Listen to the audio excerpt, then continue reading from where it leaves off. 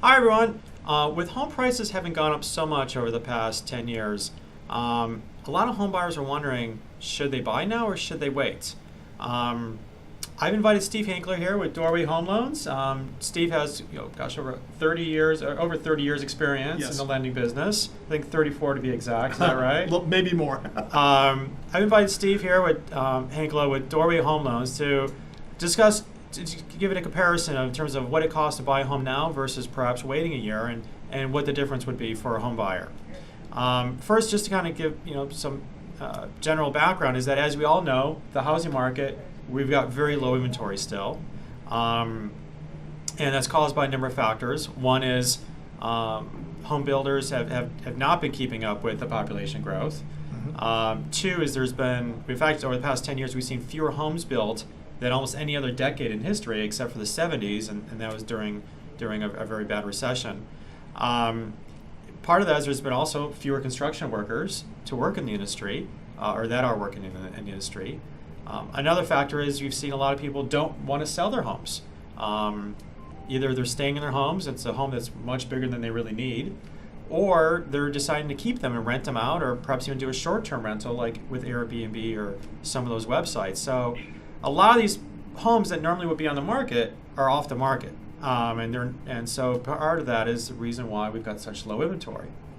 In addition, though, as you know, we've had very strong appreciation. Absolutely. Over the past 10 years, we've seen on average homes appreciate here almost 10%, just shy of 10% per year on average. Granted, we've had 15, 20% appreciation some years and 5, 6, 7% some years. So on average, it's been almost 10%.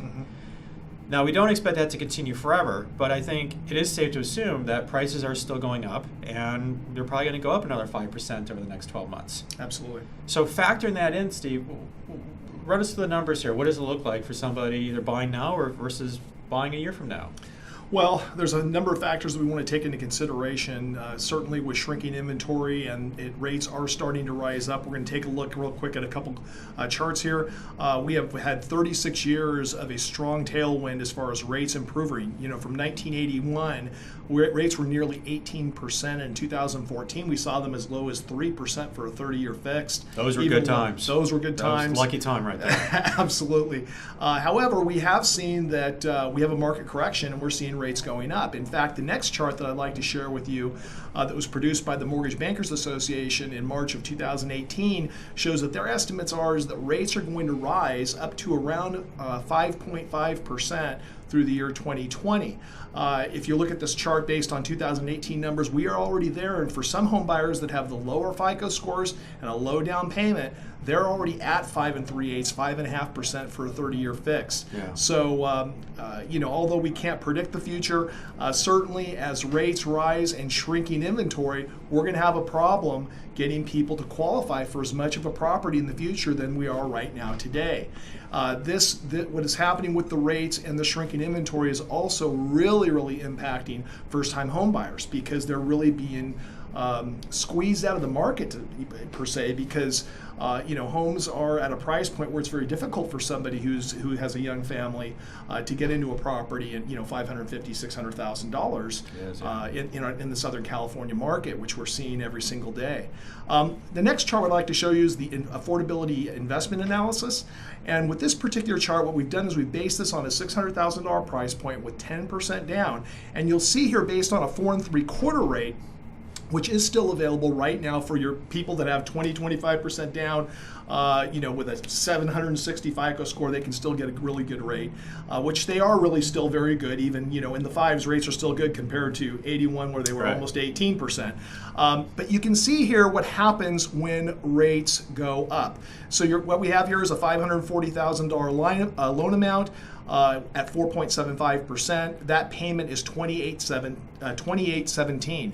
So if you move the rates up, you can see what happens to your purchase power. To keep that exact same payment, let's say you're at your max debt to income ratios for qualifying purposes, what it's going to do is it's going to take away from your ability to buy a property.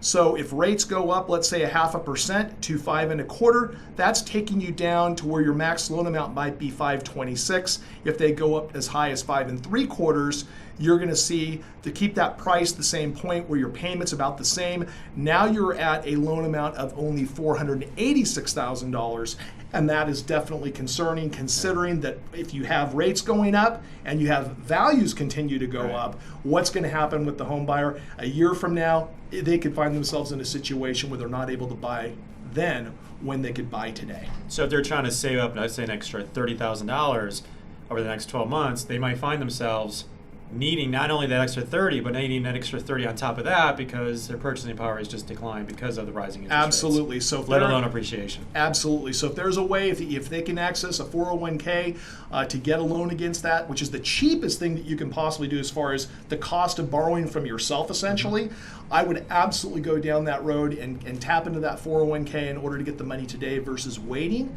as long as there's not a taxable event and you can actually get a loan against that. And perhaps look to relatives who might be able to provide a gift.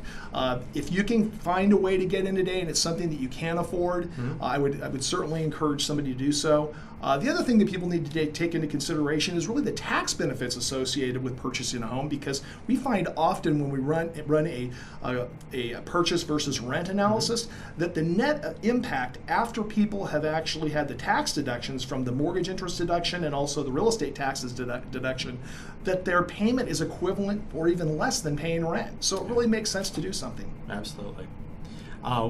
This has been very informative, Steve. Thank you for all this great information. And if folks want to reach out to you and discuss how to get pre-approved and how to start the process, or even run the numbers for themselves to see how these numbers actually work specifically for them, how can they reach you? Well, the best way is just to give me a call. My number is 714-470-5626, or you can email me at steve@gotoloanpro.com. Again, that's steve@gotoloanpro.com.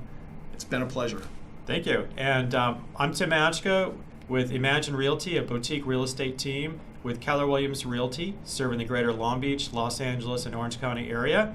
You can reach out to me on our website at imaginerealty.com or call us at 1-800-309-1528.